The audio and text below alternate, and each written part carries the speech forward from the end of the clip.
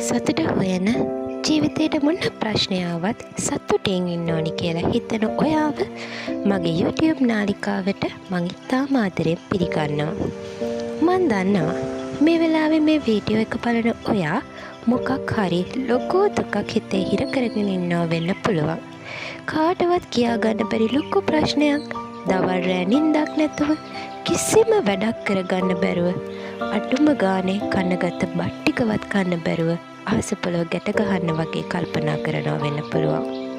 හැබැයි විශ්වාස කරන්න, මේ ඔයා කල්පනා කරන ප්‍රශ්නේ මොකක් වුණත් මේ ප්‍රශ්නේ ඔයා හිතන තරම් ලොකු ප්‍රශ්නයක් නෙවෙයි.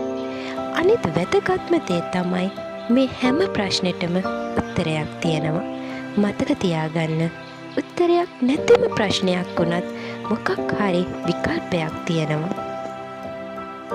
හරි, ඔයා ඉස්සෙල්ලම කරන්න ඕනේ ඔයාට තියෙන හරිම ප්‍රශ්නේ මොකක්ද කියලා අඳුරගන්න එක. එතකොට ඔයාට පුළුවන් හරිම උත්තරේ හොයාගන්න එක. මගේ පළවෙනි වීඩියෝ එකෙන් මං කියා දෙන්නම් මේ වෙලාවේ ඔයාට තියෙන හරිම ප්‍රශ්නේ මොකක්ද කියලා හඳුනගන්න එක. හරි, අපි ඉස්සෙල්ලම පොඩි ටෙක්නික් එකක් කරමු. ඉස්සෙල්ලම ඕගොල්ලෝ S2 පියාගන්න. දැන් ඔයා හිතන්න, ඇයි ඔයා පිච්චරම දුකෙන් ඉන්නේ? කවුද මගේ හිත රිද්දුවේ? මට මොනවද නැති උනේ? මෙහෙම හිතනකොට ඔයාටම දැනෙනවා ඔයාට තියෙන ප්‍රශ්නේ මොකක්ද කියලා. හරි, අපි උදාහරණයක් විදිහට මෙහෙම ගමුකෝ. සුව කරන්න බැරි අසනීපයක් හැදෙන කෙනෙක් මේ වෙලාවේ මගේ වීඩියෝ එක බලනවා වෙන්න පුළුවන්. එයා අසනීප හින්දාමද ඇත්තටම දුකෙන් ඉන්නේ? නෑ, එයා සමහරක් විට දුකෙන් ඉන්නේ එයා නැති දවසක එයාගේ පවුලේ ජීවත් වෙන හැටි හිතලා වෙන්න පුළුවන්.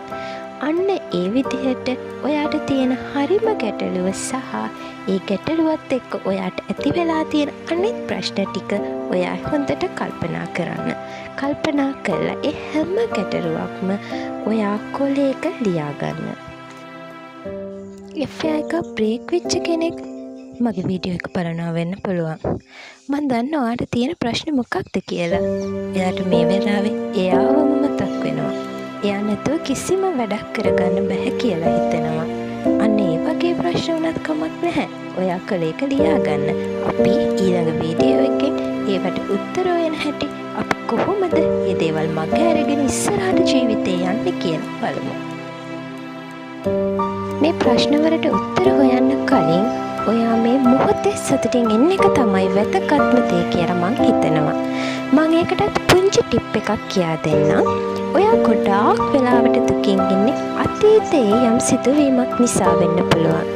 එහෙම නැත්නම් අනාගතේ ඔයාට පේන්නවත් නැති අනාගතයක මොකක් හරි දෙයක් වෙයි කියලා බයෙන් ඉන්න පුළුවන්. හොඳට බලන්නකො මේ ඔයාගේ ප්‍රශ්න ලැයිස්තුව දිහා.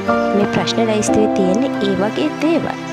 හරි, ඉතින් මේ හැම දෙයක්ම අමතක කරලා ඔයා මේ මොහොතේ සතුටින් ජීවත් වෙන්න. කොහොමද මේ මොහොතේ සතුටින් ජීවත් වෙන්නේ? සතුටින් නැතත් ඔයාට සැනසීමෙන් ඉන්න පුළුවන් දෙයක් මං කියා දෙන්නම්. ඒ තමයි ඔයා මේ මොහොතේ කරන වැඩේට අවධානය යොමු කරන්න. ඔයා මේ මොහොතේ කරන චූටි දේ පවා හොඳ සිහියෙන් කරන්න. මම මේ දේ කරනවා කියලා හිතලා කරන්න. ඔයා බත් ටිකක් කන්න ගත්තත් මම මේ දැන් බත් කනවා, ඒ විදිහට හිතන්න. ඔයා කරන චූටි දේ පවා හොඳම සිහියකින් කළාම ඔයාට අනිත් දේවල් ගැන කල්පනා කරන්න වෙලාව නැති වෙනවා. එතකොටත් ඔයාට මානසික සහනය කියන දේ දැනෙන්න පටන් ගන්නවා. ඉතින් මේ ටිප් එක අනුගමනය කරන්න මම ඊළඟ වීඩියෝ එකෙන් ඔයාලට කියා දෙන්නම් කොහොමද අර ප්‍රශ්න ලයිස්තුවට එකිනෙකට කොහොමද අපි උත්තර හොයාගන්නේ, ඒ උත්තර ටිකේ ගිහිල්ලා කොහොමද අපේ ජීවිතේ සාර්ථක කරගන්නේ සහ කොහොමද අපි මානසිකව සතුටින් සැනසීමෙන් ඉන්නේ කියලා. හරි, මගේ